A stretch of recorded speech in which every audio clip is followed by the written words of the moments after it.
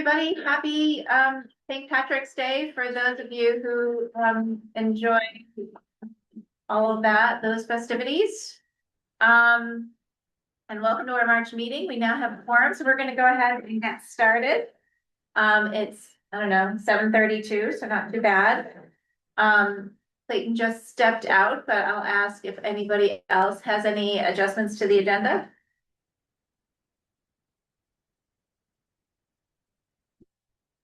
There are none. Okay, so we'll move into public comment. Kim, do you want to make your comment first? Yes, I'll go first. John Moore needs to be the general manager. He does a very good job with GMT. Thank you. Happy St. Thanks. Patrick's Day, everyone. And to you, Kim. Make sure everybody's wearing green or you get pinched. Thanks. And Trav, I don't know if you came in to do just eavesdropping or you had a public comment. You just want to eavesdrop. No, I had a comment. Is that Oh, okay? great. Well, Hi, thanks. Yeah, I don't know if this is the best venue for this comment, but I rode them. This was back in the fall. I haven't had a chance to come to the meeting in a while, but I rode the Montpelier Link bus from Burlington to Montpelier like in October, and it was probably the most uncomfortable bus ride I've ever had. There was so much vibration. I recently, like right before that, I had ridden around the back of a van with a bunch of bicycles just sort of rattling around, and that was by far more comfortable than this, just because of the amount of vibration. And it honestly felt unsafe that like there's got to be like an OSHA level of like safe level of vibration. I don't know if you've looked into that, but it was just like I don't know how. And I thought, was like, was this just a one off? Like, I was surprised that other people weren't quite as shocked as me. But I asked a colleague who takes that bus frequently, and they said, yeah, that's pretty much just what it is. So I don't know. Maybe I'm just being overly sensitive to vibration, but that has certainly dissuaded me from wanting to take that bus again. And I don't know if maybe you're already addressing it, but just wanted to put that I out there. appreciate the comment. It is helpful for when riders tell us what their experience is like, and it's always, whether it's wonderful or uncomfortable, it's always helpful. So thank you for sharing that with you and Clayton wanted I do have a quick question. Do you know if that was one of GMT's full-size city buses or was that one of the smaller cutaways? I think it was smaller. It's like there were like benches on either side facing each other. Yeah, yeah, and so we've have worked to not use those smaller buses on that link route anymore, and so we're using the city buses, which are designed to be city buses, and so I would not say are ideal for interstate travel, but are much better than the smaller cutaway. I'm happy to report that the link service is now being used with the city buses entirely. Okay, so it's different equipment. Okay, that's good to know. Thank you. Thank you so much, though. All right, do we have any other members of the public who want to make a comment? All right. Clayton, you were out of the room when I asked if there were any adjustments to the agenda there. Okay, I figure that's why you left the room at that moment.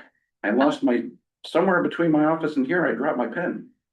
You need another, oh, you So got it. so you Okay. can grab something. I Yeah. have a bag full of pens if anybody needs them. So we will move on to the consent agenda. Included in the consent agenda are the board minutes from February, the check registers, the March financial reports, and the A&E contract award pages. Anybody have any questions or comments about those? They're all in the packet.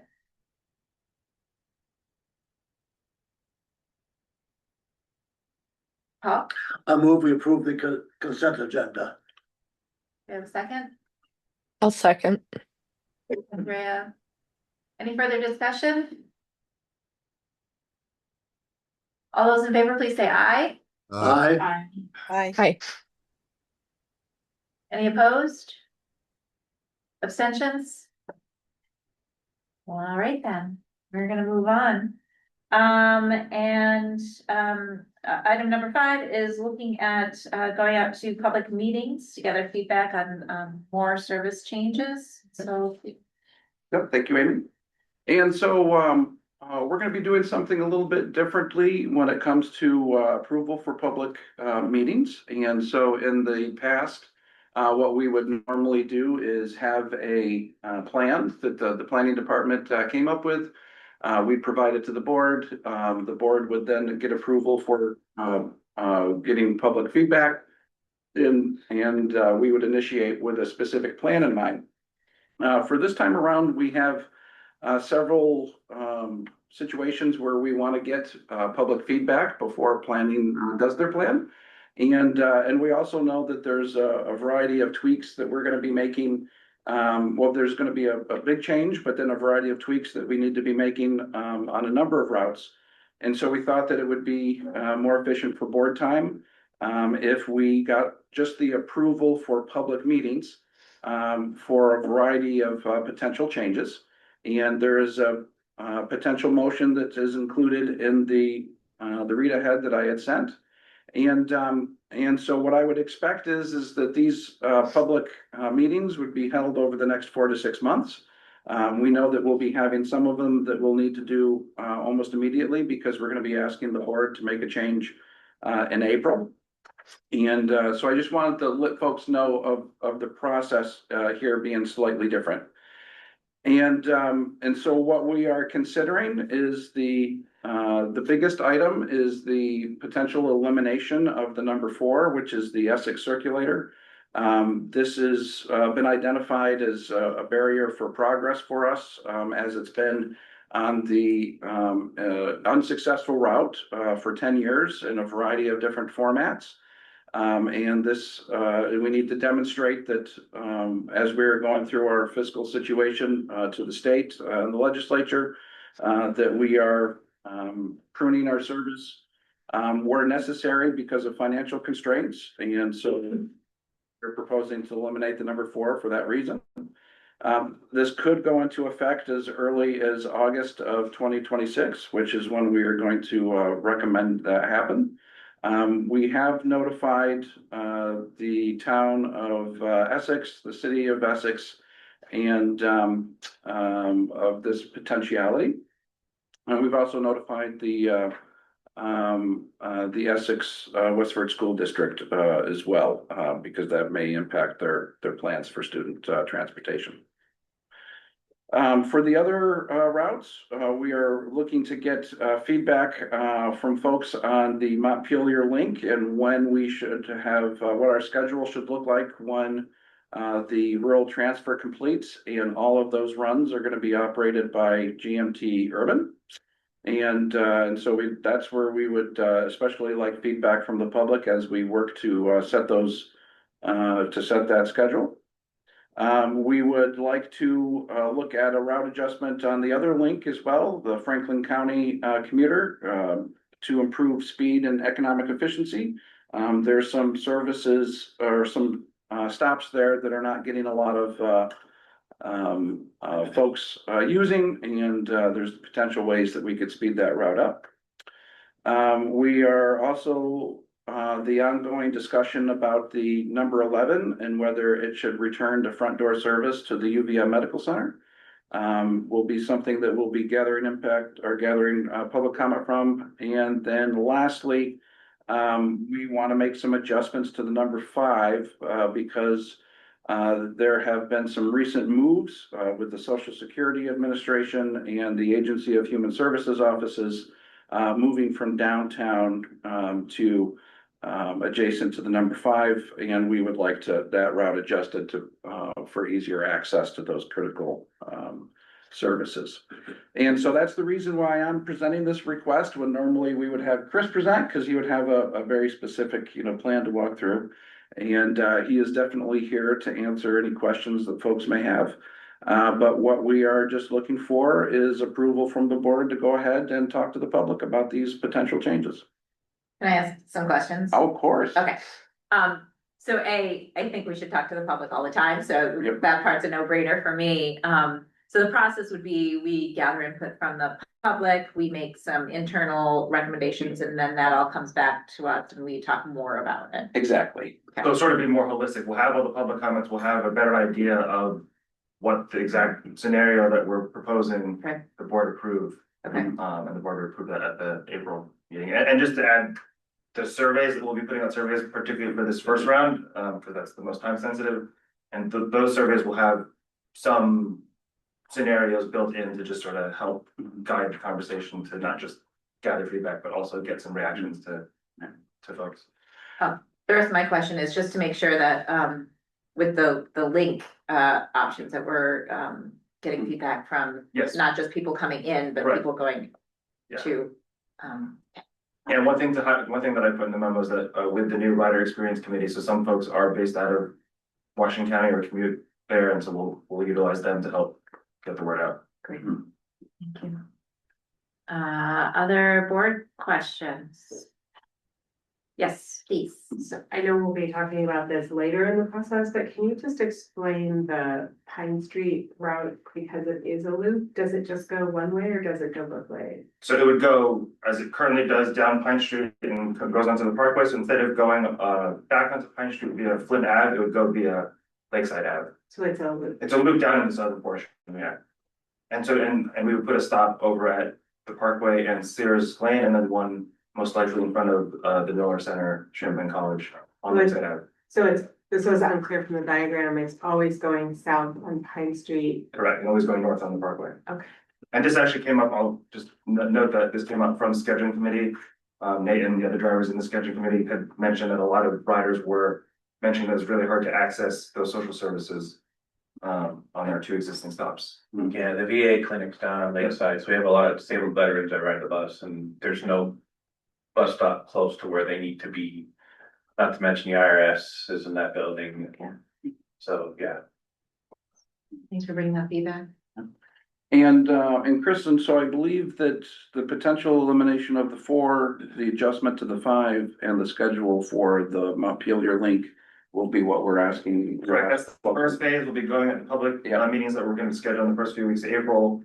We'll be focused on those 3 routes, and then sometime after that, we'll focus on the 96 and. But we'll be coming back to in the April board meeting with For those decisions on those 3. Correct, yeah, and we need that because we'll be starting the scheduling process for June and August in the next couple of months. I can't believe it. Yes. Happens fast. Yes. Yeah, I guess not a relevant question, but obviously there's implications for the town of Essex, Yes. permanent, like, for potentially permanently. Yes. Okay. And so I do anticipate that I will be invited back to both the city and the town. That's already been scheduled with the city and waiting on the town. I know that the town was already considering their membership in GMT, and so I suspect that this will cause them to consider. And that was taken into consideration. Is their potential departure? Yes, because I feel like that would also have an impact on our fiscal sustainability. I believe that it would, but I think that, Nick, would you want to comment on if a departure would be fundamentally problematic for us financially? Well, likely the service, the variable costs from the cuts would probably come close to their assessment, so that might counteract each other, but the other thing is the, talks about the ADA zone, what the impact of that would be. Yes. So, that would be the issue that comes to mind immediately. So if we were to stop providing service, then we would stop providing both fixed route and ADA, which would be significant savings for GMT. That sounds like 100% of the savings were to take out the contribution. I mean, if we were to shrink the zone, and I need to see the zone again, and we want to look at how much demand is coming from that zone, that could be a significant amount of ADA savings. Yep. Likely those rides would go to O&D, however, Yes. obviously there'd be limits on that. We'd want to talk to the state about that. And I think that the town is probably going to be interested in perhaps a phased in approach where they would continue to, because their membership won't lapse immediately. It takes a year. And I suspect from past conversations with them that they may want to say grandfather the ADA service for a period of time after the fixed route is gone, just to give people time to adjust. And I know Paul had a question. Go for it. Yeah, in your memo to the city and the town, you spoke about potentially connecting up to the Essex experience as a possibility. Yes. Now, would that be included in the hearing process? Yes, Yes, I'm sorry for not mentioning that. And you suggested that you might be able to help with the ADA service to Essex. Is there any more specifics on how that might occur? I think that what I mean by that is that, you know, we are gonna be studying an ADA microtransit, combination. And one of the things that I think is clear to me when it looks at the town of Essex service is that it's not that it doesn't need public transit, it's just that a fixed route 40-foot bus is probably not the right way. And so I think that it's not gonna be something that we would be able to implement immediately. But we would want to look at, that as a place for that type of service. But if you mentioned ADA, that's pretty much on demand. Mhm. And what you're talking about would be something more scheduled. Well, the microtransit may not be, I mean, it would be scheduled availability times and but it would still be an on-demand service that people would have to sign up for in advance.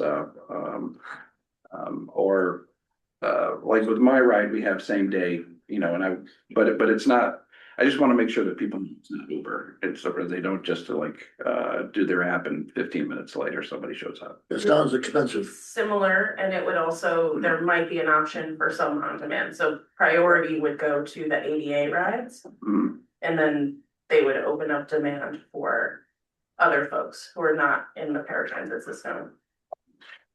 Now, the Essex also has a couple of senior vans. Mhm.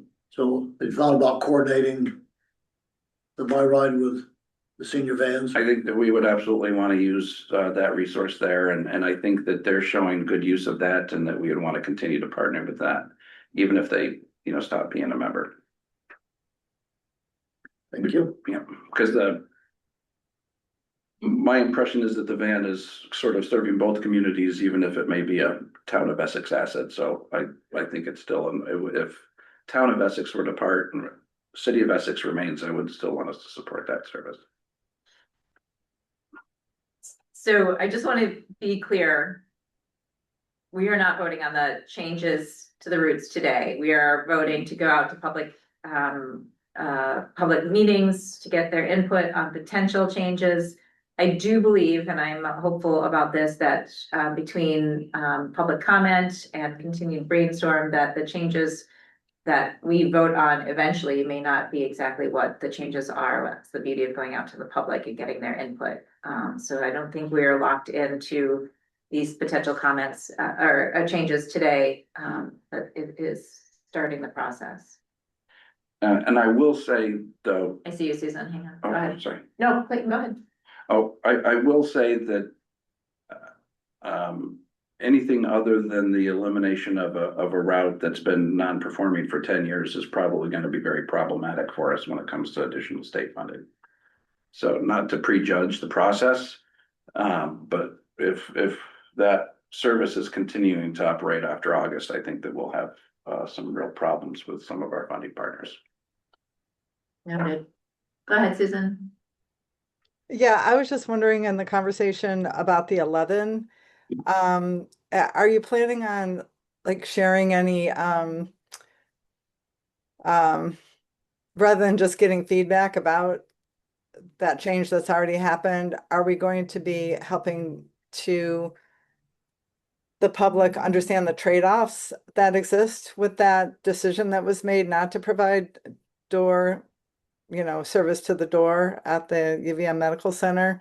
Have we quantified the impact of that? And is that something that we would be discussing as part of this outreach?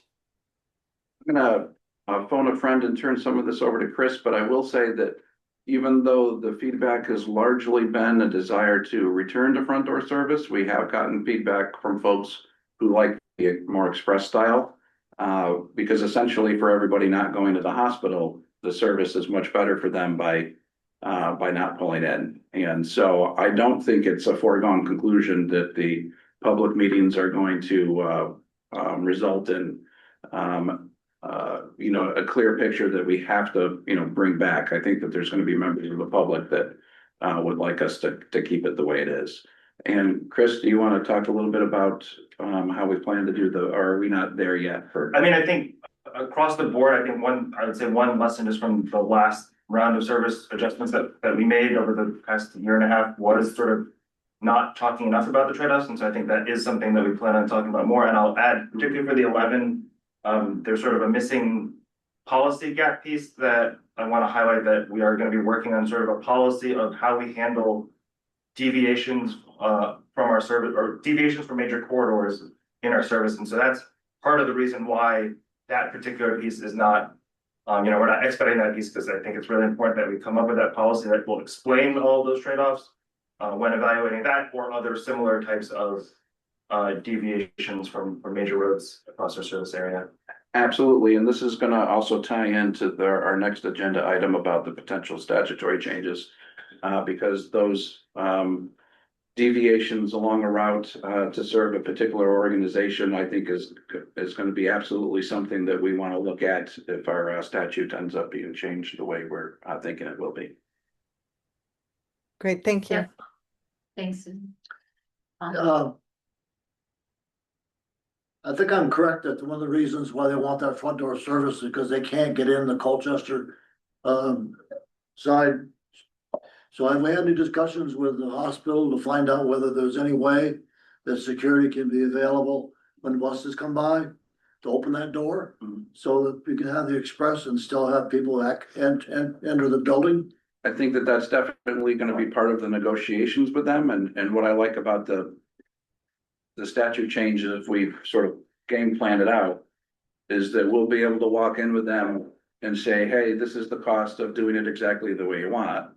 This would be the cost of, opening up Colchester for employees, and so that maybe the number 2 doesn't go all the way around to the front door, but instead just bypasses.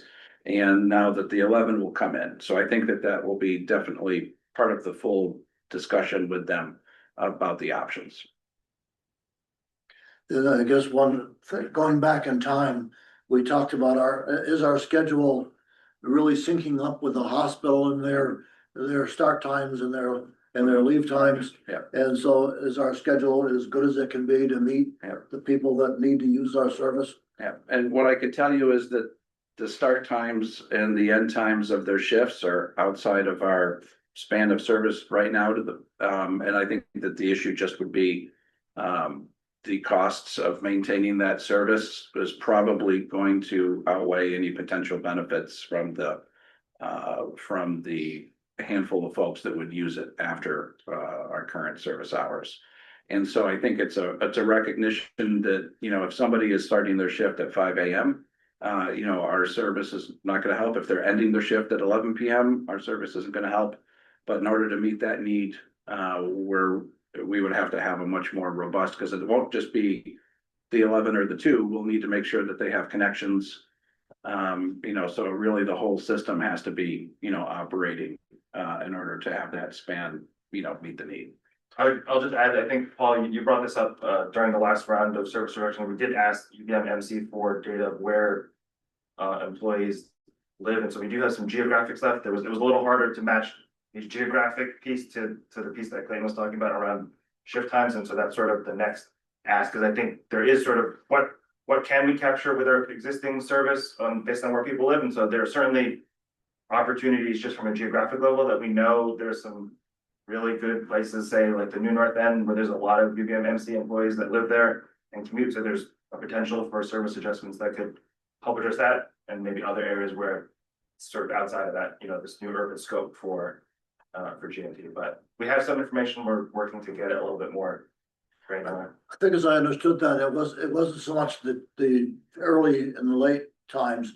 It was being off by, instead of if they get out at 7, we don't have a bus that comes until 7:20, or we were off by 20 minutes or something from when they actually were getting out. So people were complaining, well, I'm not gonna wait around another 20 minutes or half hour for the bus. And some of that happens, we hear that more on our commuter and link routes than on sort of the local routes. And that just given the, there's only 7 runs for the Montpelier Lincoln, the 5 for Franklin County commuter. I see Chapin has a question, and I think we probably need to wrap it up because we're gonna continue to talk about all of these issues throughout the next bunch of months. Go ahead, Chapin.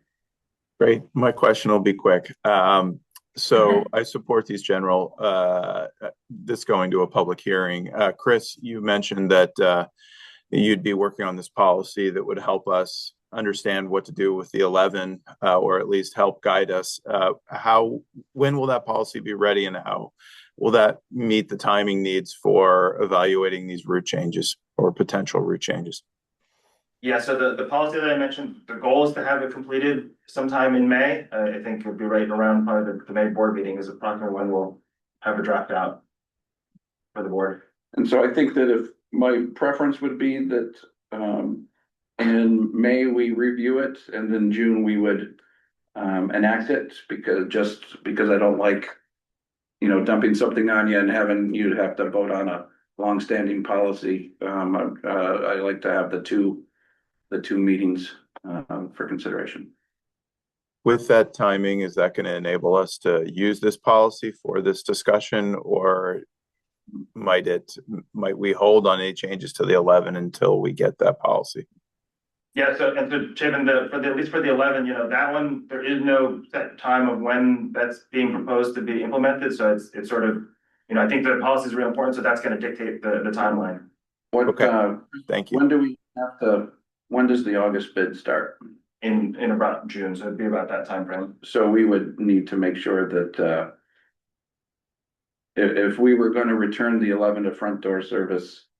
There were basically the June meeting would include both the adoption after the board has looked at the draft in May. Yeah. You would, with the assumption that it would get approved in June, maybe with some minor tweaks, it would sort of coincide with also the service changes sort of being approved by the board. So I think that with that in mind, what we're going to want to make sure, and will accelerate our work, is to make sure that we can present that to the leadership committee at the May meeting, so that that'll give us an opportunity for feedback and to work on things, so that then the following week could be a more substantive, like, here's what and instead of presenting it to folks new at the board meeting. Okay. Thanks so much. All right, I'm gonna push us forward a little bit, because the ask is, can we go to public meetings, with some of these ideas? And so I'm looking for a motion to approve that. So moved. I'll second. Okay, we have Anna and Andrea. Any further discussion? All those in favor, please say aye. Aye. Any opposed? Abstaining. All right, off to public meetings we go. Moving forward, Clayton just alluded to some changes to the statute, and I'll have you walk us through, and they're pretty succinct. Yeah, and so first I want to say that I recognize that coming to you after we've already been working with the legislature is not ideal. That I would prefer that we do this in advance, but sometimes situations arise and opportunities arise that we have to act quickly on.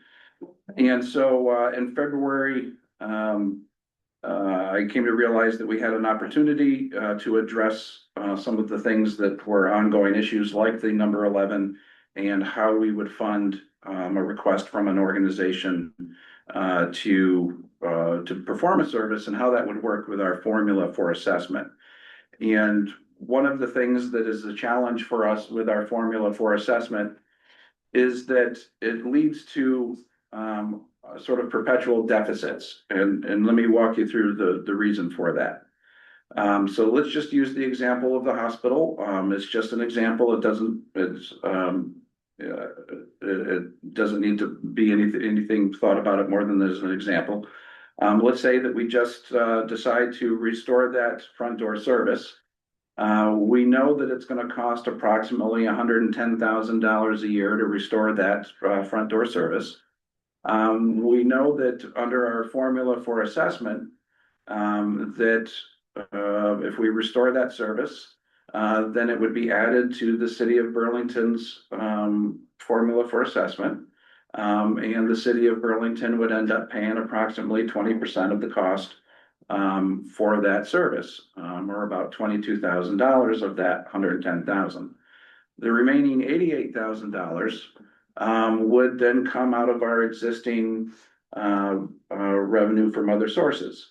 And so obviously the bulk, 80% of the cost then is contributing to our deficit. So adding service doesn't pay for the service. What the change in statute that we are recommended to the legislature would allow us to enter into service agreements with both members and non-members.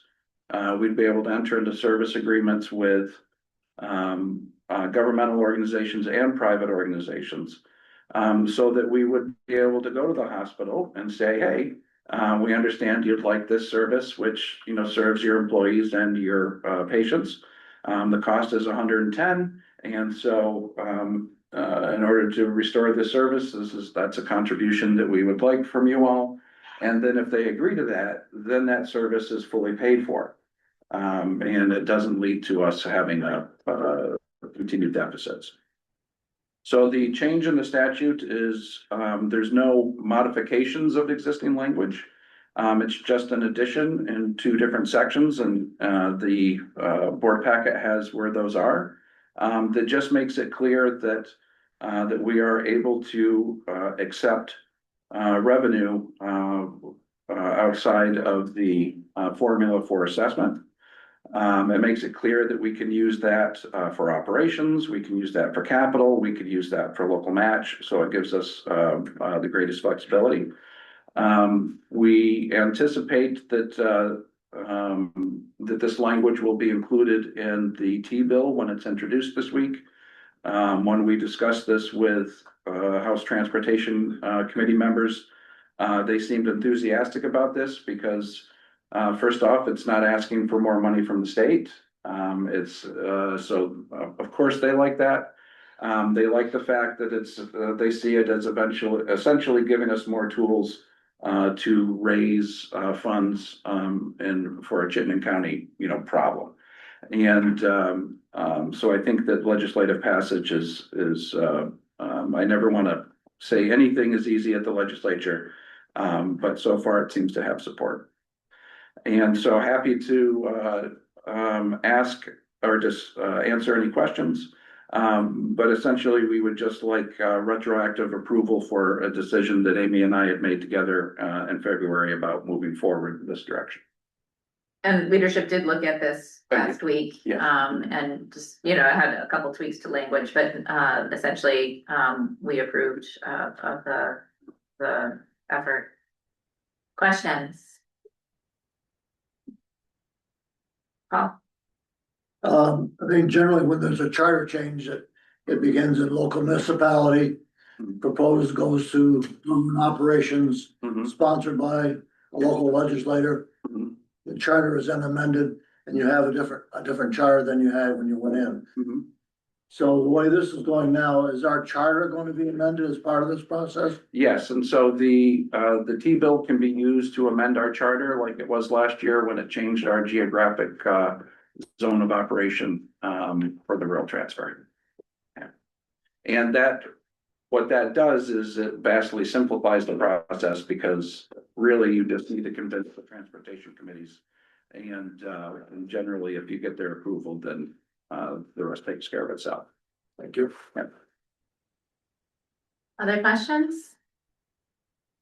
And I'll just add, in my conversations with House Transportation folks, they thought that this was a nice, this was evidence of us finding flexibility where we can, so that we can continue to be creative in solving problems. So it sounded pretty positive. Paul? I did have one question, sorry for being late. Clayton, in the past, you've described that there are certain restrictions that exist. For example, I think you said that federal law doesn't allow specialized routes for, say, schools. I assume that this, you know, opens up a lot of avenues, but we're still bound by certain restrictions like that, right? Absolutely, Okay. yeah. Now, let's just say that we're wildly successful and I'll pick on a local organization that's made good progress on their business plan lately with the electric planes.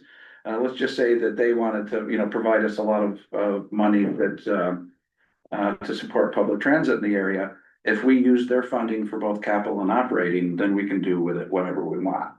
And so the FTA restrictions only have to deal with FTA, federal funds. So there is the potential that we could sort of expand what we're looking at if we were to, able to generate additional revenue.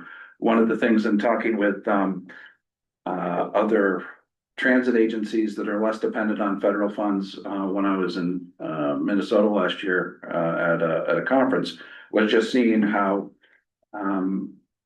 it's the golden rule. He who has the gold makes the rules. And so if you're gonna get your gold from the feds, you have to do it their way. But if you get your own gold, then you can do whatever you think is best for public transit. So I think that, this does give us, the potential for, doing things that we haven't done before. Now, see, you've prompted a comment Oh, from Dan. yeah. Go ahead, Dan. I'm sure Dan has opinions about it. No, thanks, Clayton and Andrea. And so, sorry. I just wanted to mention one thing. Just be cautious about the FTA assets that you have as well, including the facility, and the buses that you already have. And so, Yes. because those are tied. And so it's really important to make sure those are properly used. But yeah, this sounds like just wanted to make that comment. Thanks. You're absolutely right. We have a lot of practice over operating, segregated operations. And so before it was keeping 5307 and 5311 separate, and this may be just keeping federal and non-federal funds separate. So you're absolutely right, Dan.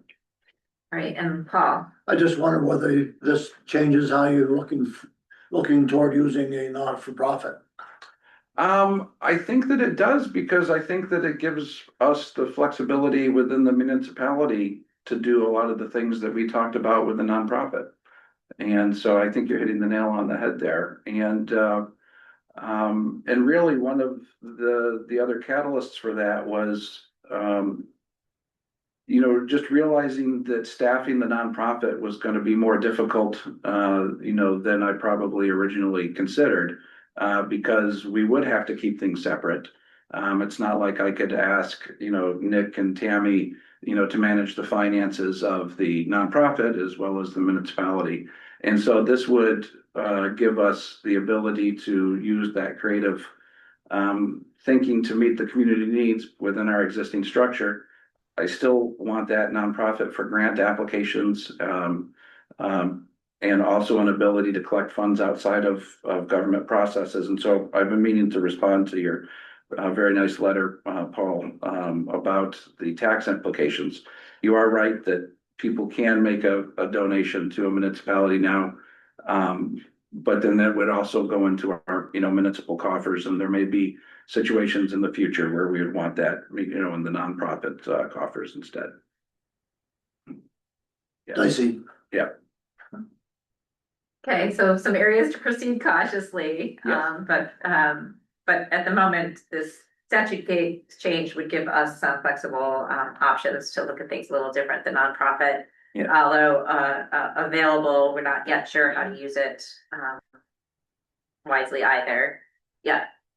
Yeah, I would just comment, I think it's really positive. I think it's gonna allow GMT to serve everyone more nimbly. And I just hope that we have policies in place so that if there is an absence of federal policy, there may be good reasons for some of those policies, so to make sure that we're going into very deliberately. Proceed cautiously, deliberately. Got it. Fair. Any other comments? And if there are none, I'll entertain, this is our last action item, entertain a motion to approve the changes, the suggested changes.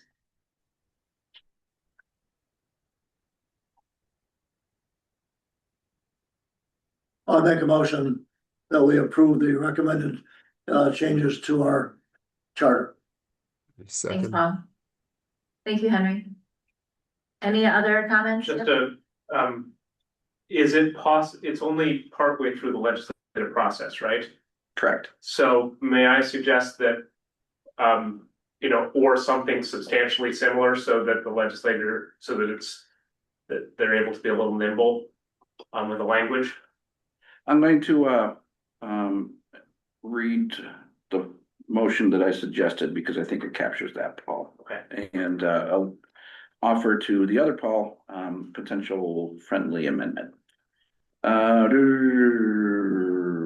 I move that the Green Mountain Transit Board of Commissioners authorize staff to work towards adding language to our statute as laid out in the proposed additions to GMT statute. In addition, the general manager is authorized to negotiate language changes during the legislative process that meets the intent of allowing GMT to accept funding outside our formula for assessment.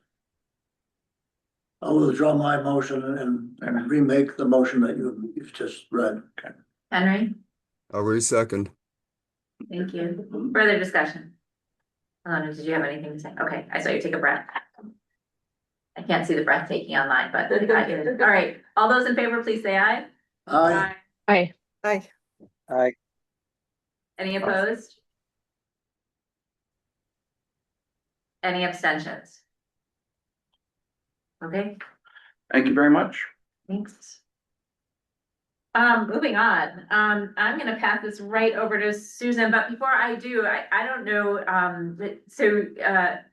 the visioning committee has been on fire, and organized and, if like really moving, forward to really accomplish a lot. And so I just, as an outside observer of that committee, I'm just expressing my gratitude and appreciation for, holy moly, a lot of work. And so now I'll pass it over to you, Susan. Oh, thanks, Amy. Yeah, I'm excited to share with everybody the work that we've done. You should all have in the packet the Vision Committee roadmap for how we're going to be, getting all of this work done. I just want to remind everybody, the committee is composed of board members Bethany, Alona, Chapin, and myself. And we're getting a lot of help from Jamie, Chris, John, and Clayton. So thank you all for that. We had our first meeting on February 19th. We are meeting, and we've now got 3 meetings under our belt. So the committee has graciously agreed to meet twice monthly in order to get through all of this huge amount of work. So we're meeting on the 1st and 3rd Thursdays of the month. We are hoping that with this roadmap that we've laid out, if we can stick to it, that we should have a vision plan for a draft one for all of you, and hopefully the public to review sometime this fall. So in the roadmap, you'll see that I've sort of summarized the overall approach that we've decided that we're going to take. So we're going to be working on developing various vision statements that will be folded into the plan. The first thing we are starting with is a vision statement. So this is a statement that basically answers the question, if we are completely successful, what will Chittenden County look like because we exist? So we're working on that right now. Then we'll move on to looking at our mission statement and updating that. That, of course, will describe what we do as an organization to move towards that future. And then after that, we'll be revisiting our core values, which describe how we work together to implement our mission. And then we'll move on to identifying 3 to 5 strategic priorities for the organization to focus on as we move towards our vision. We'll also be putting together some guidelines similar to what Chris was describing, but maybe a little broader in context, that will help us make decisions as we face some of the difficult trade-offs that we know we're going to have to consider. And then we're also hoping to develop some sort of high-level strategic goals that are more bounded in time and measurable, that will help us advance our strategic priorities.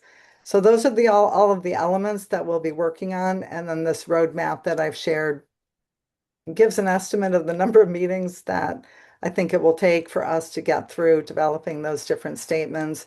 We've had our first meeting where we've established kind of how we're going to work, obviously develop the charter that you all reviewed last month.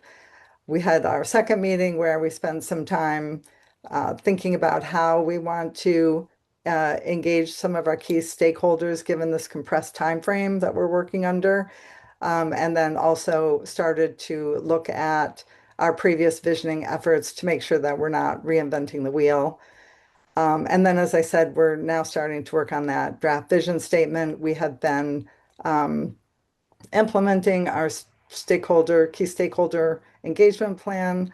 And then, so we'll finalize our vision statement once we get that data back, which should come in by March 22nd, and move forward from there. So regarding our engagement community or key stakeholder engagement plan, we have been talking to some key constituents through focus groups and survey so that we can hear their perspectives on GMT's vision, both long-term, like 10 years out, and also more shorter term, like in the next 3 to 5 years.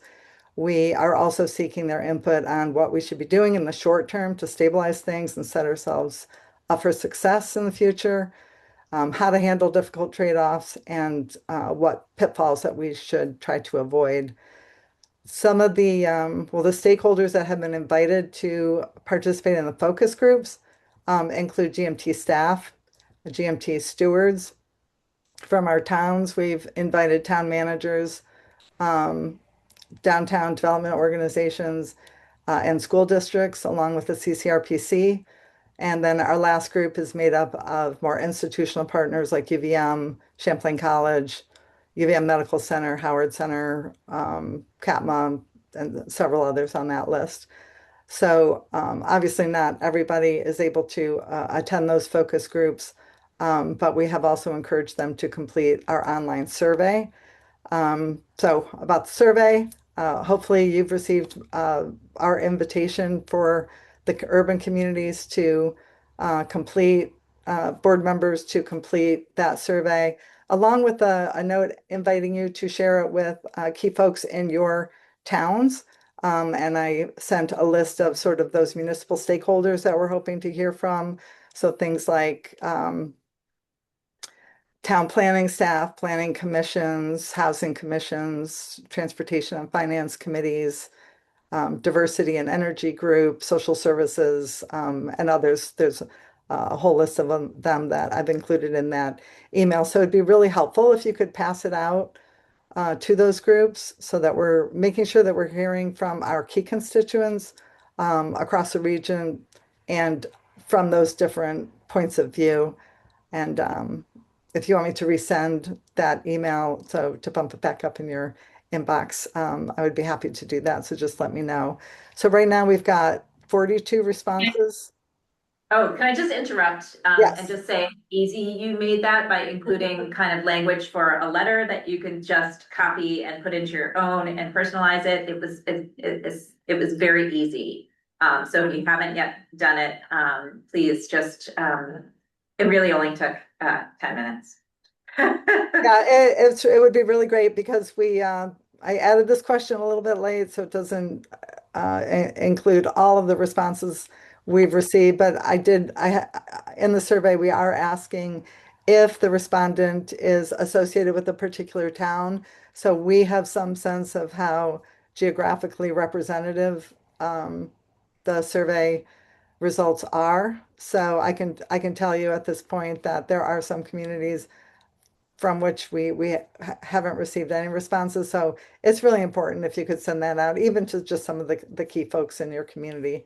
That would be great. So like I said, right now we've got 42 responses. I've extended the survey, so it's now open until March 22nd.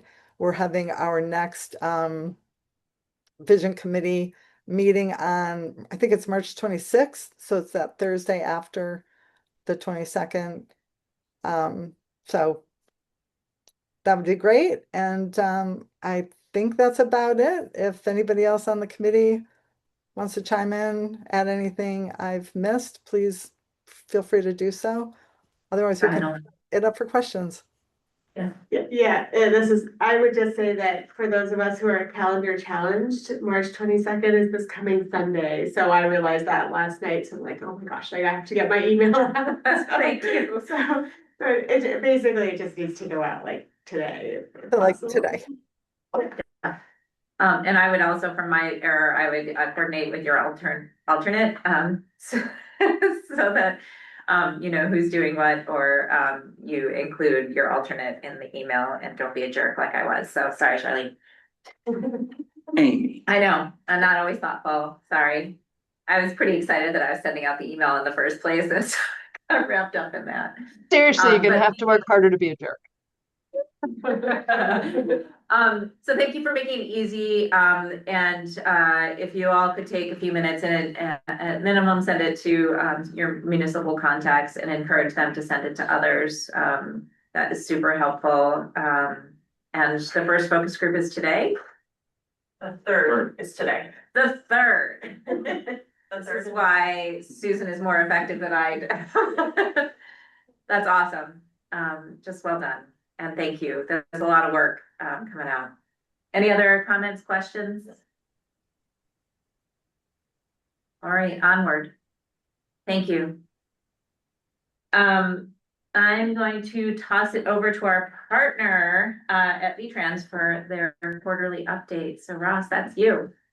Well, thank you, Amy. Good morning, everyone. I'd like to share my screen if I may, if that's okay.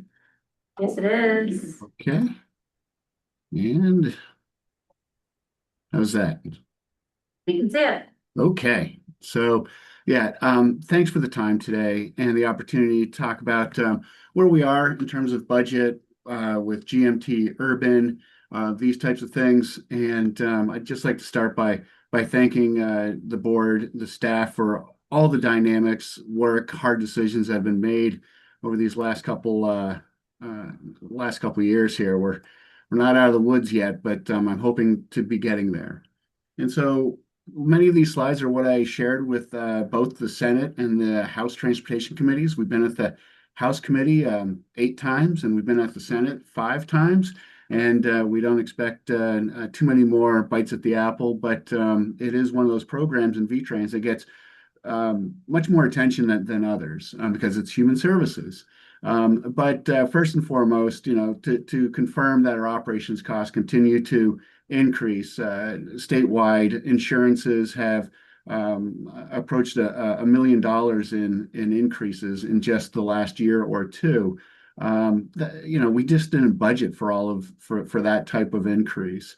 The microtransit services that you're looking at have proven to be popular, but as Paul had noted, they happen to be expensive as well. We think that they're expensive because they're worth it, but we also have run out of the one-time state funds that we use to support the non-federal match on those. So we're getting more local share for those services around the state. We have 7 microtransit regions. The transit app is where's my bus type information. 13,000 unique users are engaged with that app each month, and about 8,000 of those are in Chittenden County. So we also are able to use that data for on-time performance and planning purposes. So that's an IT investment that we'd like to continue. On the bus and bus facilities grant, you know this, but the Senate and House certainly didn't, was that GMT Urban received the entire request of $6.85 million, of which we're very thankful for because V-Trans Rural was not awarded. And we did a debrief, and out of the 5 or 6 areas that were recommended or highly recommended, there was one area that was not recommended, which was the local commitment for non-federal share, which was, you know, a support letter. It also was shared that they had about $6 billion in requests for the $1.5 billion program. And so nothing untoward, but we'll have to refocus and really rely on this bus and bus facilities grant in 27 and beyond to catch up with our fleet needs. EV buses. GMT is the leader in the state in terms of commitments with the EV buses. Final deliveries be more like 28 or further for GMT as you continue to work through your procurements. We do have a lot of money on the table to draw down, and even though it's useful to use the DEC Department of Environmental Conservation VW settlement funds to offset these. We are hoping to move through these federal, state, non-fed funds and move on and refocus on the internal combustion engines for the next couple of years. And so just to let folks know, we don't have e-bus expansion plans for the next few years. We'll hope for the specs and performance to catch up to what we need operationally. GMT Rural is on track to be transferred this year. This time last year was a big dynamic for the program, and it's just been really great to see GMT working so well with RCT and TVT to make these transitions happen. And so far, so good on that front. Just like GMT with your triennial FTA review, we had a state management review as well during last year, 6 months, big lift. And we also came through that largely unscathed, no significant findings, just 2 things to clean up. And so that's behind us, and it does allow us to save some admin time, which is helpful since our staff has been cut through some of these rescissions and reduction in force policies that the state has enacted to try to just partially address some of the financial headwinds that we're seeing. So we had a part-time person who was a retired business manager, accountant, really helped us turn some of our finances around over the last 5 years. We did not plan to rehire. We just wanted to get through that additional admin work, but we did lose another staff in the fall. And so, just like everyone, we're just trying to figure out how to do more with fewer resources.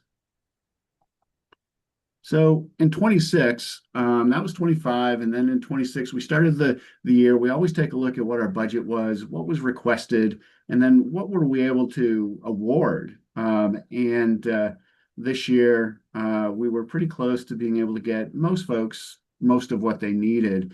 When we look at the CMAQ dollars in the middle of the chart at 77%, that was because we did not fund any new starts. And so those applications were, requesting a couple $100,000, several $100,000 for a new route. We just are not in that era of expansion like we have been for my first 20 years with the program, where we went from 18 million to 36 million pre-COVID to now $57 million. And all the while we were building modes, services, routes, expanding the O&D program, older adults and persons with disability. And now we're kind of holding on to see what this post-COVID, post-inflation level of services could look like, and to rebuild the foundation of which we're all relying on. The O&D program is surprising no one, just with our aging population, increased demands, that is getting a little bit away from us. And so we'll be working with our O&D committees throughout the state, our providers, and the RPCs to try to look for mobility management opportunities. We are investing money in the volunteer recruitment efforts, and that has starting to pay off. But that's a big issue there. And with the GMT Urban, even though we had a budget of 3.5, we knew that wasn't going to be enough. And so we're able to provide a little bit more than that. We are expecting that the 27 award is budgeted just around this level as well. And so we do have some, rather dense charts coming up, but with some more detail on that. But all this to say that while GMT has been making adjustments downward up to $2 million in route adjustments and cuts, the overall 5311 rural side has also been part of a $1.6 million process in service cuts as well. And so, we're here with you and we're sharing some of the pain throughout the state. But percentage of funds, whether it was 24 million or 34 million, these are for ops, or what we call core needs, your operations, preventive maintenance, admin, and the O&D program. And GMT Urban continues to have the same relative percentage of that larger pie, but again, it's just not proving to be enough. But that's where we are, and again, just an assurance that we are trying to keep pace with our financial challenges throughout the state. When we look at 25's audited end performance, we're looking at ridership coming down. Most of that was due to those $2 million in cuts in the urban side. These are pulled from our route performance report, and I know Dan presented the route performance report before. That's available online. A lot of details right down to the route level. But while ridership decreased a little bit, our state operating costs did increase a little bit. But you can see the cost curve has flattened a little bit, and that was part of what was the charge for our program from this administration. And as a result, our cost per trip is inched up to 15.69. That was about $11 pre-COVID. And so that's where we are. We still track hourly transit rates. And if anybody has any questions, please go ahead and raise your hands. Just let me know. I can't see it with my two slides or two screens. This is Paul Connor from South Burlington. Can you go back to that last slide for a second? I thank you for sharing that. My recollection, and maybe Dan, feel free to chime in here, but just so that we're sort of positioned, remembering where we were specifically with GMT Urban, our number is much closer to 7 or 8, right? This was like a really interesting urban divide versus where that. Yeah. And so this is reminding of some success here in our in GMT Urban. Yeah, 5307 is quite different than 5311, Paul, right? 5311 for rural areas without the density, without the types of routes that you have in place. This is pretty consistent historically if we take out the numbers, but if we just look at the relative cost between these. Urban was at $4, right? Now we're at $7. Tourism was at $3, at $5. We'll get to these categories in a little bit, but no question, when we look at transit services in the state, we really do have these bifurcated systems, all the rural here, and then this very critical urban piece, which should be more cost efficient than trying to get folks around for our less dense areas. There's one more question in the room. Yeah, when you're putting these numbers out, does this include ADA transit or is it just the fixed route transit? Yeah, this includes all transit, not only fixed route, but our demand response. This also includes about $18 million in the non-emergency medical transportation program, or the Medicaid program. About 4 or 5 years ago, we were asked, why don't our transit metrics include the demand response for the NEMT program? And so we started including that several years ago. And so, yes, that's all of our operations throughout every mode. Okay, thank you. Yeah. And so our early transit rates, pretty big range. We have had some that have reduced hourly rates, not only advanced transit, but GMT rural as well. And they range from anywhere from $96 to about $150, which is the GMT rural rate as of 25. This is just to show there's pretty disparate range, but none of it is inexpensive, and that there are year-to-year changes as we look at route consolidation, staff changes, mode percent changes where people are doing more demand response than fixed than in the past, and that will drive up your costs. But it isn't one aspect or one set of conditions that are affecting everyone equally. For example, advanced transit with the ridership up 14%, operating costs are down. Well, their trip costs went down a little bit, as did GMT Rural, as did SCVT. And we had some others going the other way with GMCN coming in with a 10.5% increase, GMT Urban new contracts and the like 16.5. But again, this is just a snapshot in the rearview mirror of where we are throughout the state. Again, I just wanted to make sure I had all this so that you could take a look at what we're looking at from a program management perspective. And it's not just one monolith program. There's a lot of nuance between all of these systems. And we do include our intercity bus services, VT Translines, Route 7, and Greyhound, connecting us to the national interstate system. But here we are, the transit cost by service. You can imagine that the concerns are where the money is. The demand response at $53, that was about $24 pre-COVID. Microtransit's a new mode. It's new, but it's also expensive. And commuters, that was about $19 pre-COVID. And so we're seeing some real significant increases in some of these modes. And when we look at a van pool scenario, we may be looking at riding some commuter buses and asking people to consider getting into a van pool to try to provide the same types of services, but with a different mode with different costs associated.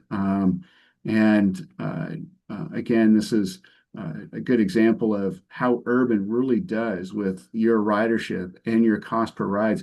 It does pull this number down significantly.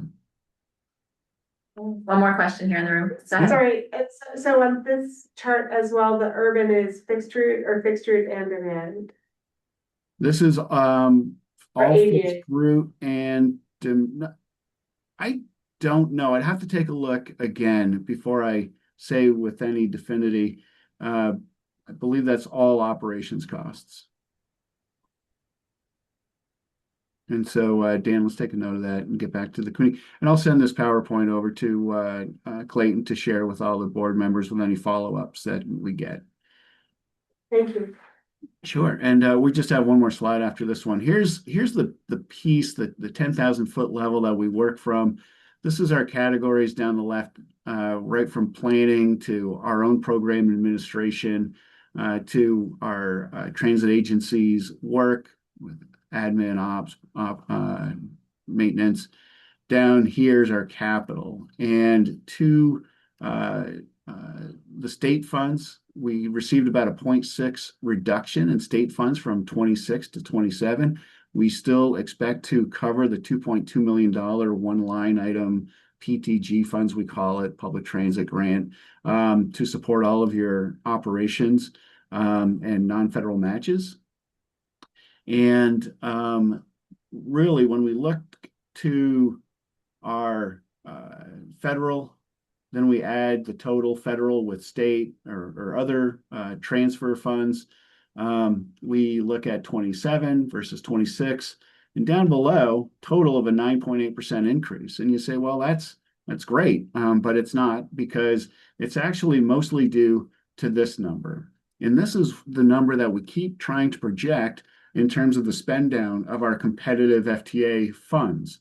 And so last year, we thought we were going to spend down about 8 million. We spent down about 6. And so this year we thought, we could spend down more like 11 million in 27 as we have a lot of those electric buses coming through the procurement process. And so that is 3.9 million of the total $5.1 million increase.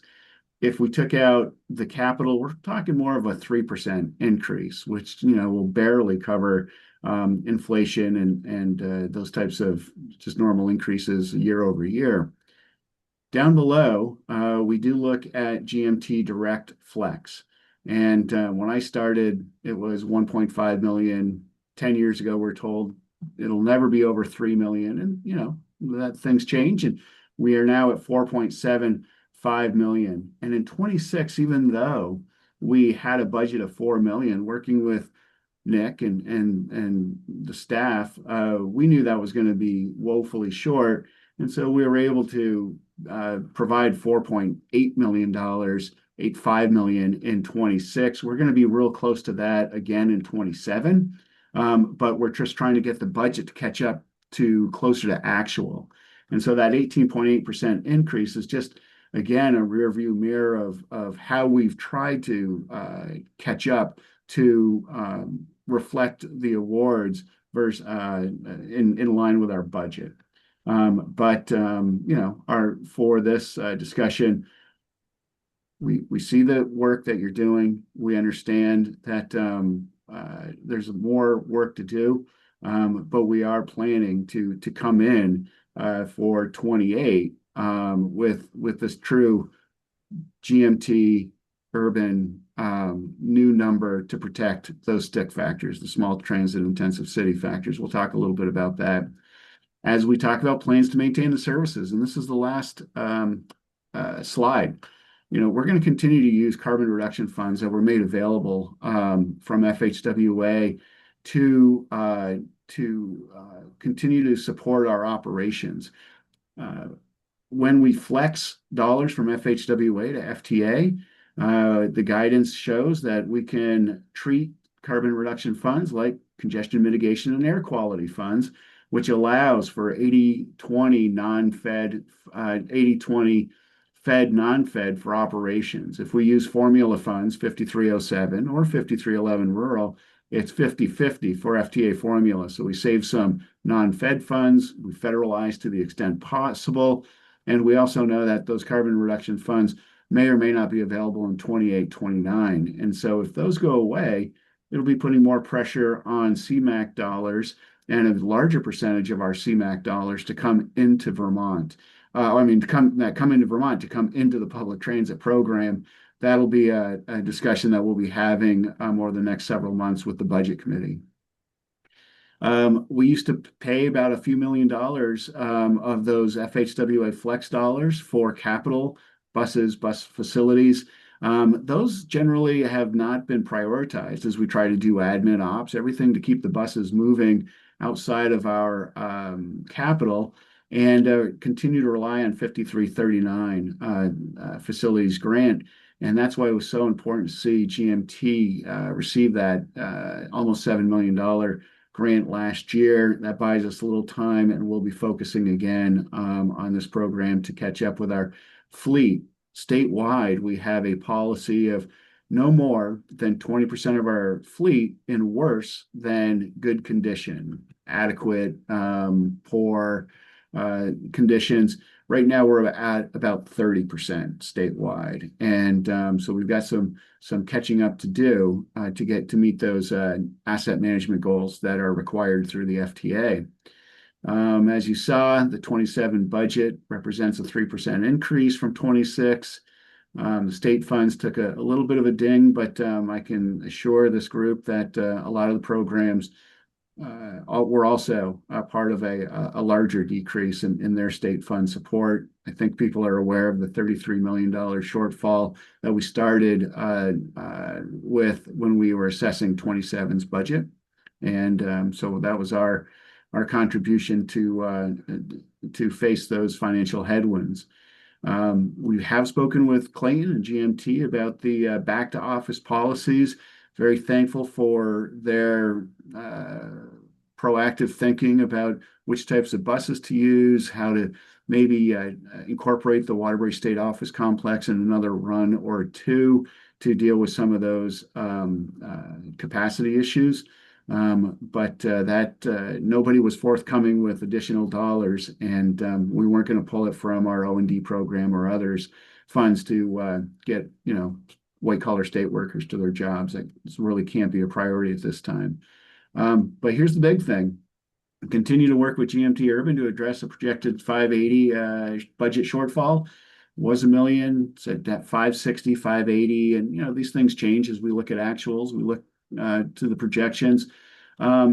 The whole idea for us, and I have sent this in writing to House members, to the Senate, through testimony, is to continue to ensure that GMT urban services and revenues do not jeopardize those $2.2 million in federal stick factors and incentives.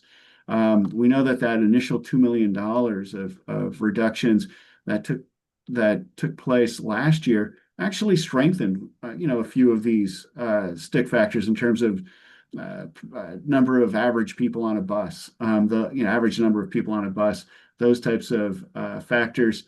Chris Damiani, Dan Courier, and Stephen Fauble. That's the three-headed, planning group that I'm really relying on to assess and to ensure that we're not, contributing to a downward spiral. They call it the death spiral. And when legislators talk to me about that, I say, well, the death spiral is to be, is to be avoided at all costs, where we would lose some federal funding, more reduction in services, lose more stick factors, more reductions, all of those things. For us, we are supportive of GMT making adjustments downward to those stick factors. And as Clayton had shared with this, with this board several times, only 10 to 13% of all similar sized cities receive 4 or more stick factors. And so to keep you in that 10 to 13% group, really leading small cities in terms of service. And to be clear, I mean, those services and those stick factors are largely acquired and earned through those FHWA flex dollars of $4.8 million in FHWA dollars to support operations staff. That's the hours, the miles that, the stick factors are looking at. It's not a local option tax. Vermont, I believe, is 4 or 5 in terms of states and percentage of FHWA flex to the transit program. And numbers, and they're led by California, New Jersey, Maryland, Oregon, which have light rail and real dense areas. And so we're an outlier in that respect. It does ensure that Vermont continues to be the most well-funded rural transit program in the country. But we do want to get to that point to ensure that we've gone just about as low as we can go while maintaining all those stick factors. And this next iteration of the 580 needs to be done in the next several weeks before we assess applications and look for 27 awards. In 28, and this group is very aware of the $2.7 million budget shortfall projection that I think I last saw. I'm very nervous about maintaining the current levels of awards and still maintaining those stick factors. And so really by this July, I would ask Dan and Chris and Steve to pencil out these scenarios so that I can go to the budget committee and ensure that we're going to be able to plan for 28 for additional revenues to protect stick factors and protect your services at those levels. That's about as clear as I think I can be in terms of our plans moving forward. And happy to talk further about that. We are still planning to look at those underperforming routes, and as Clayton said, there's been one of your routes in touching Essex that for 10 years there's been a lot of iterations, a lot of attempts to try to bring that into an acceptable level of return on investment.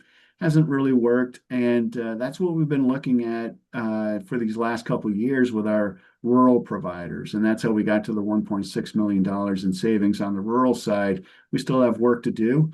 Those dollars saved go to the successful services, whether that they're at GMT urban or our other rural services, or to support the increased demand at the O&D demand response levels. And so we do have some work to do addressing underperforming services.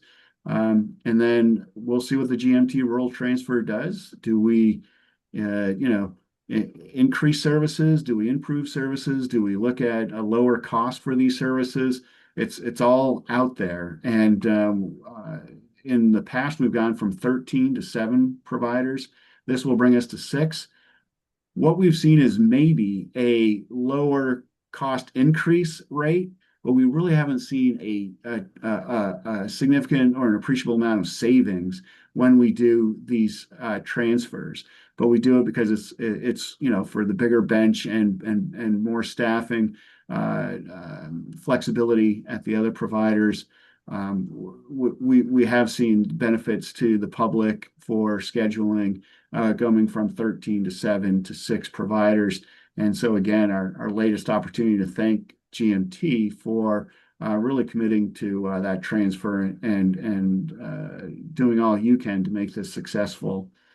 And then absolutely, the Senate is considering ways to support increased mobility management efforts. They provided $600,000 last year for more volunteer recruitment. And we have seen an increase of 25 or so new volunteer drivers. They can each save us $10,000 to $20,000 a year if they're turning their wheels 3 to 5 days a week. So we've got some more work to do on the operational side of things as well. But that's really where we are at this time. And I only get to talk with this group once or twice a year. But we know that Dan is at all your board meetings. We know that Dan's at all your committee meetings. I fill in for Dan when he has a scheduling conflict for your committee meetings. We work with your staff throughout each week. And so we're right there with you trying to address these issues as best we can through the prism of our own perspective and flexibility, as limited as that can look from time to time. So that's where we are, and I really appreciate the time and look forward to any questions you have. Thanks, Ross. Dan has a question for you, Ross. Not a question.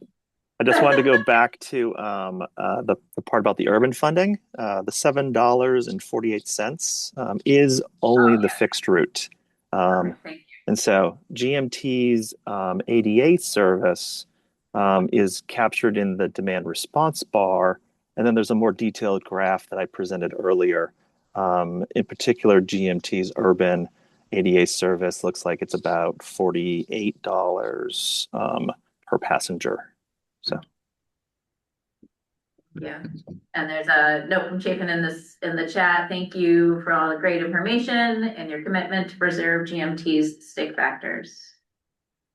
Any other comments, questions? Thanks, John.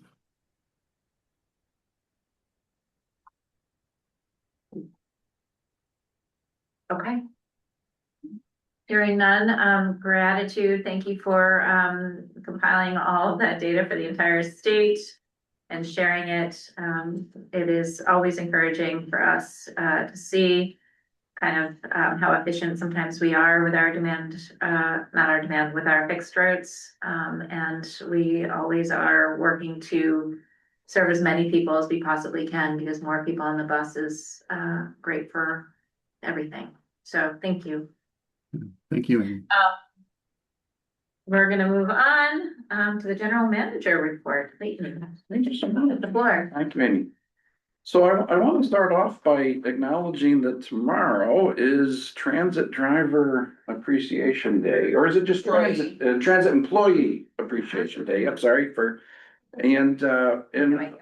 I want to, even though our board members are not employees, I want to start by expressing appreciation to the board, because leadership is hard. Everybody has an opinion about what leaders do, and that includes what commissioners, decide, and decisions that have made, 10 years ago will still, sometimes be brought up. And so I just want to say that I appreciate everything that our commissioners do.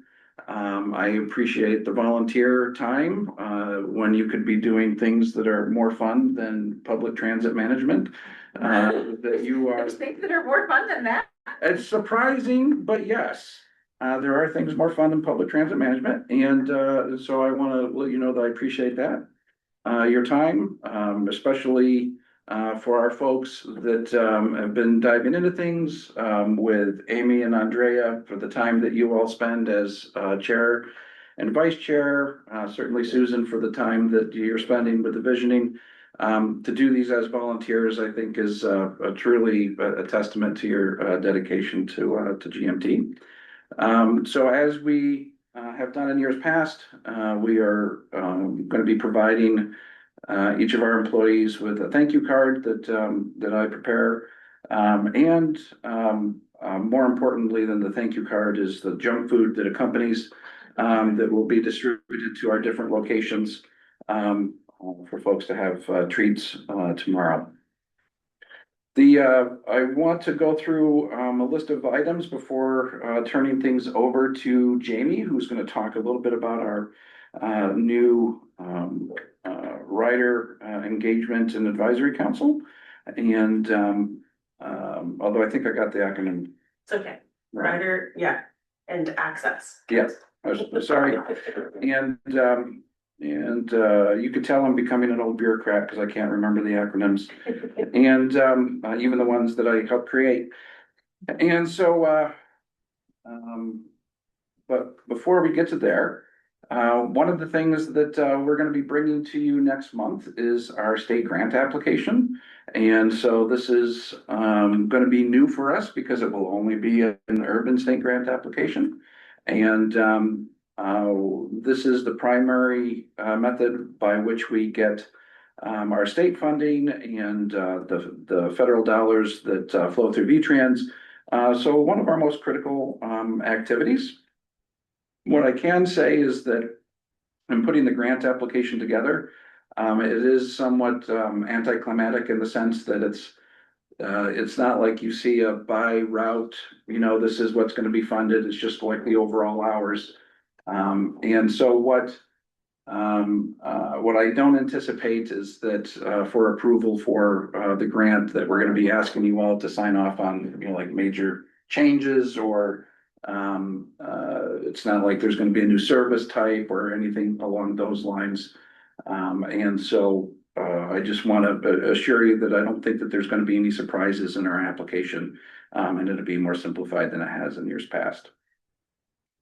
I want to bring up something that was discussed at the leadership committee meeting, and that is that critical to GMT's non-governmental revenue is unlimited access agreements.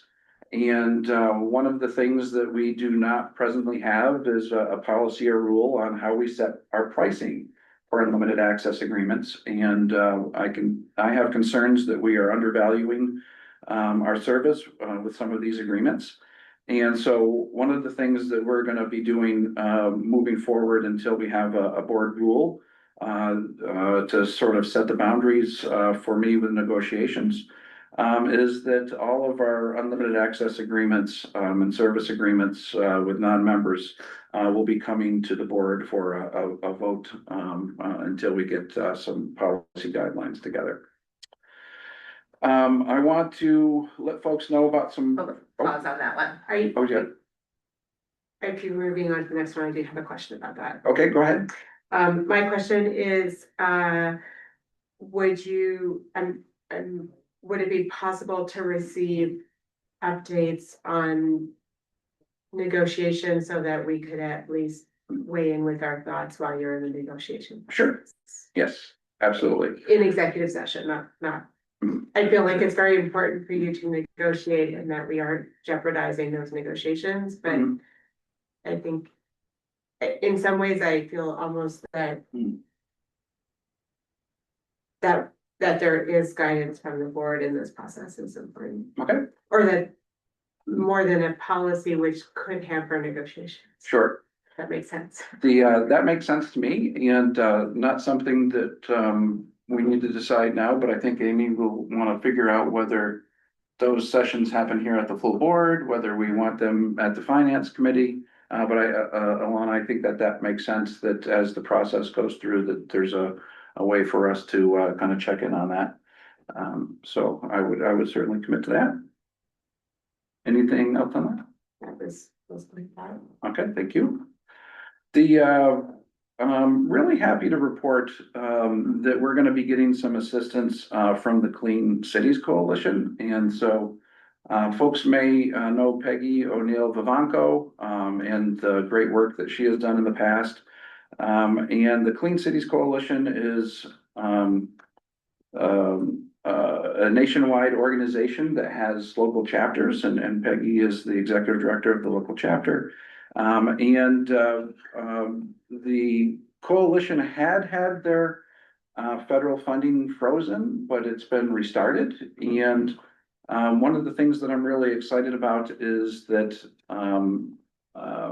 Peggy would like to have some of the coalition's work be focused on supporting our board, because we recognize that the transit is difficult to manage. We're asking an awful lot of you all, and we have not traditionally had the capacity to really to assist board members as we would like.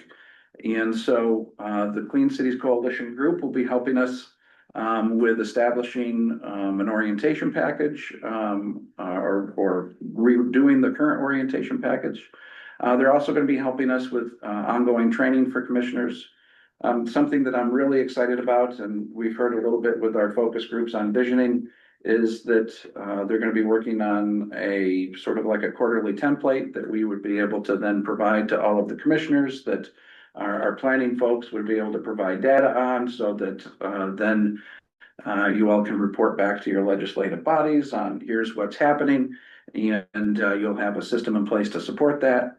And then also to help you with any type of activities that you would want to do with promoting transit within your community. And so I think that this is a way that's going to really help board members be more effective board members, both in their role here in the room from additional training, but also working with their legislative bodies and communities.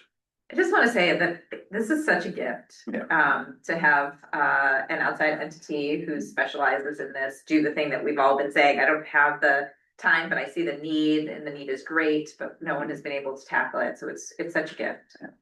I'm happy that this is going to cost us nothing. That's the gift part. Yeah.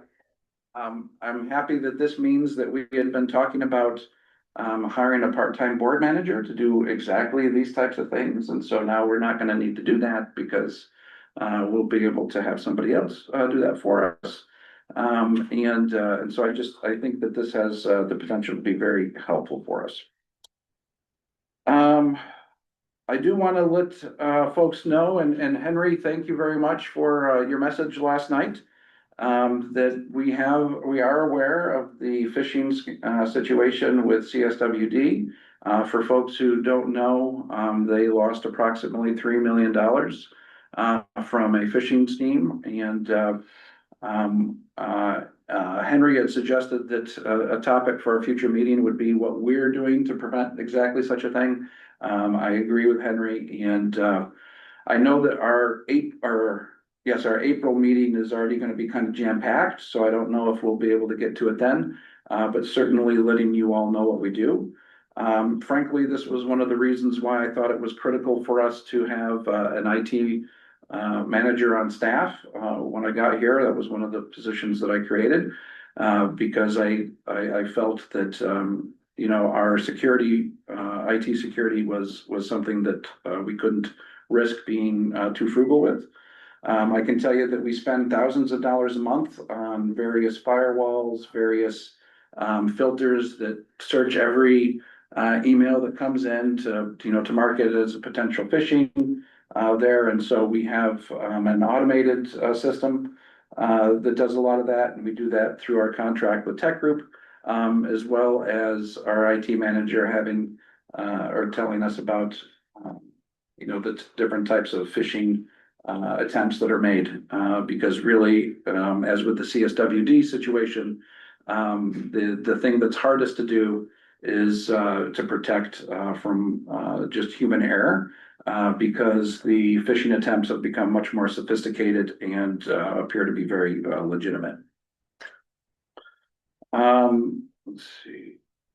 The last thing I have before turning things over to Jamie is that, and part of our transit employee appreciation is that we have a milestone retirement. So Howard Guyette, one of our mechanics, has been with us for 33 years. He retired earlier in the month. Like many of our employees, insisted on absolutely, nothing. I don't want to party. I don't want, anything. But I do just want to acknowledge that somebody who has spent, a generation working at GMT, and we very much appreciate everything that he has done to support us and keeping our wheels moving on our buses. So Jamie, tell us about the good work that you have been doing and what's happening next week. So I'm just gonna share my screen. So I'm happy to report that a week from today is our first Rider Engagement and Access Council meeting. And so the first meeting, this group is gonna meet 4 times a year. I have a sense we might find that that's maybe not enough, and that's something that we'll talk about as a council. So some of it is housekeeping, initial introduction to GMT. A lot of folks I'll show who they are in a moment are familiar with GMT, have, they're daily riders or they're connected with other organizations that we work with. So this is just a draft agenda opening, information. This is a comprehensive packet that we're sending to them first, which gives like a fairly great introduction to who GMT is. Every department filled out a form, who they are, what they do, what are the priorities of that department. So that's all included here. This group will be advising only, and I suspect that at future board meetings, I can bring back information just in the committee call out. I will serve as the vice chair of this committee, and we will elect a REACT chair at our first meeting. So that's really just to ensure that rider voices are the main voices sort of heard through this process.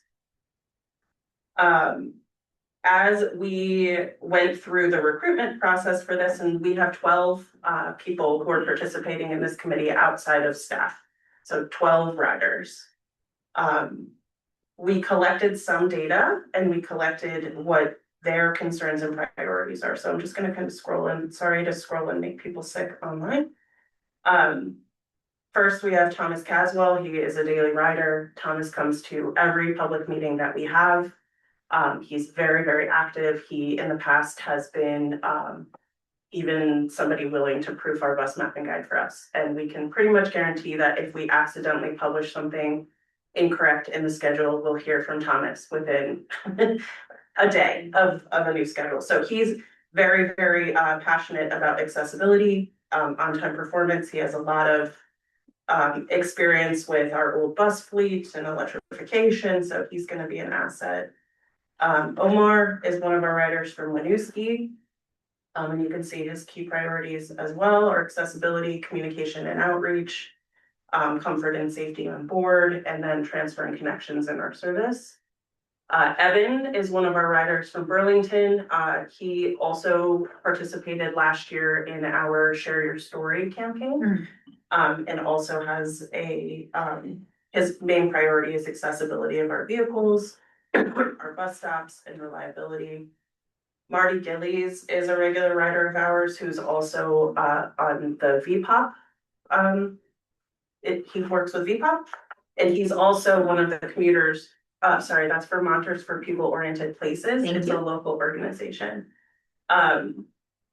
Chris had alluded earlier to some surveying. Marty is a typically link rider, commuting back and forth, and will be one of the folks who will be assisting with surveying, both in this part and Montpelier part of the link survey process. Folks may have heard Marty talking after me on Vermont Edition, and so he was a very well-spoken transit advocate. Trisha is another rider of ours. She is younger. You can see her. She said she brings a youthful, environmentally conscious perspective. Communication and outreach and the FAIR program and affordability are her two main priorities. Valerie, who is a regular link rider, she's very active in changes in communication. She's provided a lot of feedback to us in the past. Olive is another daily rider. We are her primary transportation, and she's one of the UVM staff members. Winnie is one of our St. Albans riders, so it's nice to have somebody. Yeah. Oh, you know Winnie? Okay, I do know Winnie, and and we also, again, have heard from Winnie, as we've made changes to those routes, so. Marcy Gallagher, some folks might know Marcy, she's a former GMT board member, she works for Local Motion. She's also a very strong advocate of, choice riders, and she's she bikes everywhere, she takes the bus, she's talked a lot about connections on non-commuting times, so like how do you use the bus socially, getting to and from regional connections, Waterbury and Montpelier. So she'll be a great advocate. She also will be somebody that is interested in doing some survey work with us. George is one of our riders from Burlington. Accessibility and rider comfort are his key priorities in FAIR program. Evelyn Seidler is one of the members of the Transportation for Vermonters Coalition. She works for the Agency of Natural Resources. Vermont Natural Resources. Thank you. And this is just another connection to a group that we already work with quite regularly. And she's commuting daily to and from Montpelier as well. So she'll bring that perspective and be able to assist with those regional efforts. And then Diana Vuska is a former GMT employee. She's from South Burlington. She worked at our kiosk when it was on Cherry Street. And she brings her own perspective, and she has a son with a disability. So she brings his perspective to the system as well. So some of the themes I already sort of mentioned: reliability, on-time performance, accessibility, communication and outreach, rider comfort and safety, FAIR programs, and then just system connectivity. So I anticipate, even though this first meeting will just be housekeeping items, we already have identified some outreach opportunities for folks to participate in. They're interested and ready. In fact, I've already gotten 2 emails with ideas for carving out some time to talk about the summer and what activities they can participate in. So very exciting. I don't know if you want me to talk about more. One thing before we go to Paul, in reviewing those folks, we had a wonderful situation where we had enough applications that some of the folks that applied were our previous JEDI committee members. And we decided that they had been on the JEDI committee for about 6 years previously, and that we wanted to have some new voices, and we're happy that those JEDI committees committee members had agreed. And so that's why I think some familiar faces from the past aren't on that list. Go ahead, Paul. I recall that at least the draft budget, maybe the final budget, included some funding that you wanted to hold Clayton for some form as to be determined advertising. Yes. Talked about newspaper thing. Just a thought to keep in your mind, there may be some really good ideas that comes out of this group. Absolutely. And thinking about, there may be, I think we did keep that ultimately in the budget. I believe so. As a way to potentially execute some of these ideas in ways that none of us have considered. Yes. So just wanted to, before we allocate those to some other area, this might be a neat opportunity. I think you're absolutely right, Paul. And I'm gonna have I have an idea, and I'm gonna throw it at you. You can do whatever you want with it. But the work that the AmeriCorps person was doing about training people, getting people used to bus buddy program, all that kind of stuff. I still think that's a fabulous idea. I don't know where it fits, so I'm just lobbing it out there into the world in case it does fit here. Absolutely, and that's definitely something to consider. We are, we've budgeted for AmeriCorps. Last year, we had those funds in the budget and we did not receive one because there were not enough applicants last year. So we will potentially have an AmeriCorps that can also work with this REAP group. And I think that's a great idea. Super exciting. Yes, very exciting. Other updates from you? Oh, I'm done. You're done? Yeah. I just want to say before we move on, Paul's got Would you give us an update on the electric buses? Oh, yes. Pretty major issue. I'd like to hear about. You would think. And so 3 of our 5 electric buses are back on the road. This is not just because we've had some warmer weather, but because we had our friends from New Flyer come and do some custom work on each of those 3 vehicles. We hope that they will be back this month to do the remaining 2. And so if that is the case, then I think that we could move past this sort of hiccup. And just to remind folks that if everything goes according to plan with our infrastructure improvements, we'll have indoor charging and the ability to have our buses indoors by next winter. So I don't see this issue carrying on much longer. I just want to say that the timing to use EV instead of gas-based buses in the moment is kind of nice. As I know we have a contract for fuel, but seeing fuel prices go through the roof at the moment, it's nice to. I think it's nice to have some of that electric buses. And Nick is not smiling at me, so he's like, "You're crazy, Amy." So No, I just noticed a bunch of them caught on fire the other day. More in Well, they're Williston. bring those indoors at the moment, but Yeah, that was Our fuel price is locked into when, July, August. August? Yeah. So hopefully this blip is not gonna impact us. And I know Ross mentioned the cost of insurance is going up. And so when you look at 4 buses burning up in Williston, you understand when we have so many EVs, why our property insurance is going up? Yes. I will say that from what we know, and we have an insider at Williston because Jimmy Johnson, our director of operations, is also a school bus driver there. And it doesn't appear that the fire was related to the electrical propulsion system.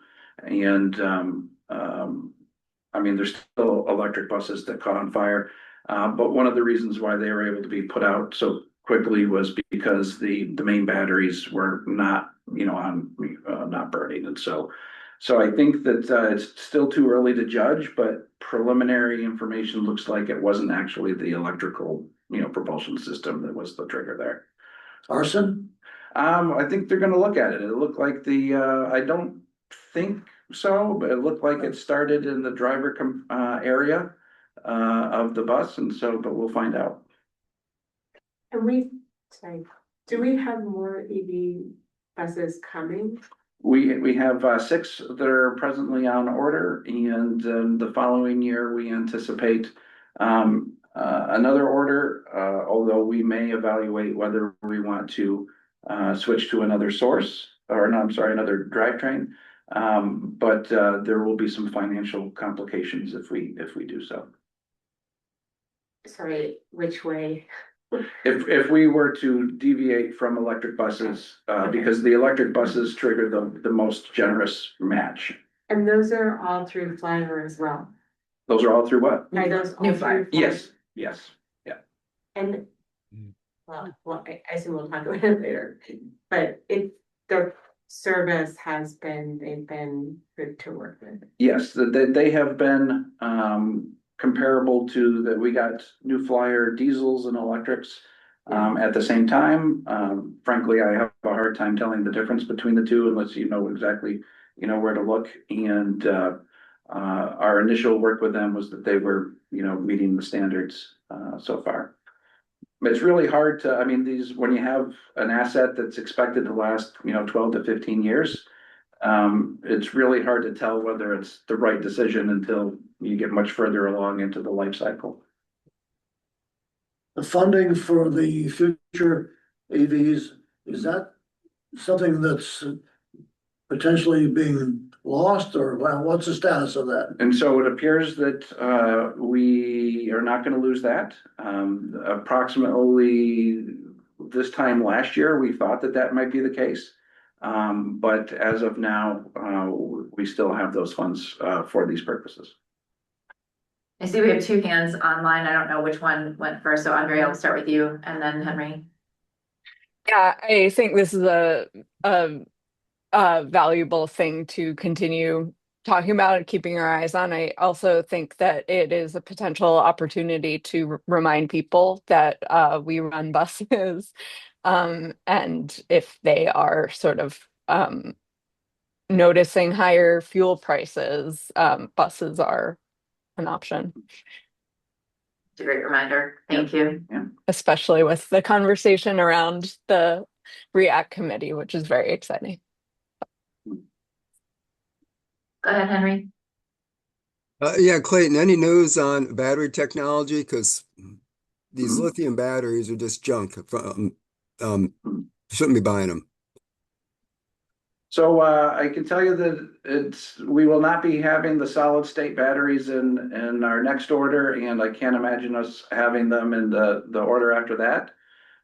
I certainly know that the lithium batteries are not ideal. The question is it better for us to have no buses, or is it better for us to have problematic buses? Okay.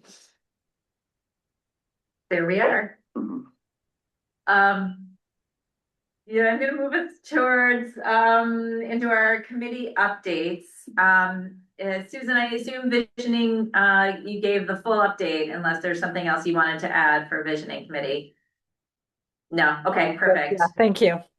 Yeah, leadership, I will do just as quickly. We didn't discuss anything we haven't discussed today. It was the statutory changes and talking about price guidance and negotiations, the Clean Cities Coalition, and getting the service committee up and running, which will be the first Thursday in April at 9 a.m. Thank you. And so finance. Finance did not meet. This next month we'll be talking about budget adjustments, which will bring to the board in May. Okay, and am I missing a committee? I don't think so at the moment. Governance isn't up and running. There is a note about this service committee on the agenda in the first meeting. Oh, yes, that it's the service committee will be meeting on the first Thursdays of the month at 9 a.m. Yay. Thanks for your patience, everyone. I will also admit that I was the last one to fill out the when are you available. It was my delay that delayed us even further. So here we go, April, we're getting started, super exciting. So those are our committee updates. Do we have any, can't read, commissioner comments?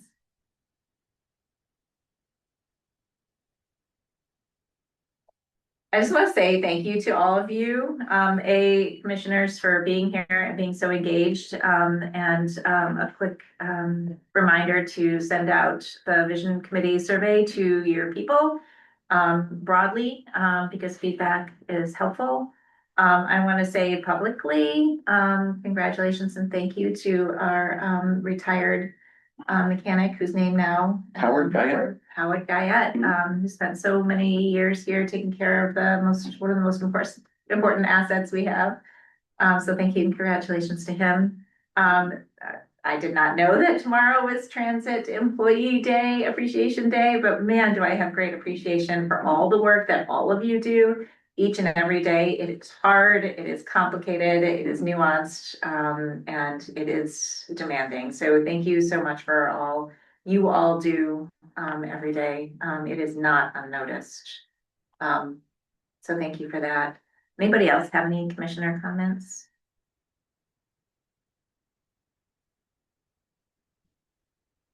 All right, then I will entertain a motion to adjourn.